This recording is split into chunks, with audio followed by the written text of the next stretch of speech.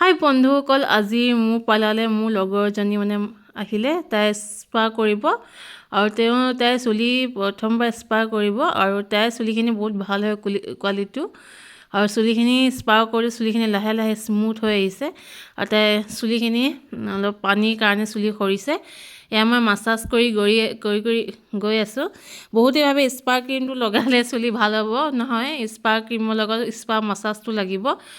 Spa মাছাজটো বহুত দৰকাৰী আৰু সেইটো এটা টেকনিক থাকে মাছাজৰ। আমি যেনেকৈ মাছাজৰ টেকনিক দি কৰোঁ আৰু একদম মাছাজটো কৰি গুৰিত সোমাই যাব। আৰু মাছাজটো কৰাৰ টেকনিক আছে, যেনেকৈ আমি ফেচিয়েল কৰোঁ, যেনেকৈ ফেচিয়েলৰ মাছাজৰ টেকনিক, সেনেকৈ স্পা মাছাজৰ টেকনিক হয় চুলিৰ কাৰণে। আৰু বহুত ভাল স্পাটো। আৰু স্পা কৰিলে সদায় মাছাজ লাগিবই, এঘণ্টামান মাছাজ লাগিবই। আৰু মই তাইক পূৰা মাছাজ দিছোঁ আৰু পিঠিটো মাছাজ দিছোঁ। আৰু আপুনি যদি বিচাৰে মোক কণ্টেক্ট কৰিব। আৰু যিহেতু এতিয়া মই দুলীয়াজানত আছোঁ আৰু দুলীয়াজানৰ ক্লাইণ্টক কৈছোঁ আৰু ক্লাইণ্ট দুলীয়াজানৰ ৰাইজসকলক কৈছোঁ, যোনে কৰিব বিচাৰিছে কৰিব পাৰিব।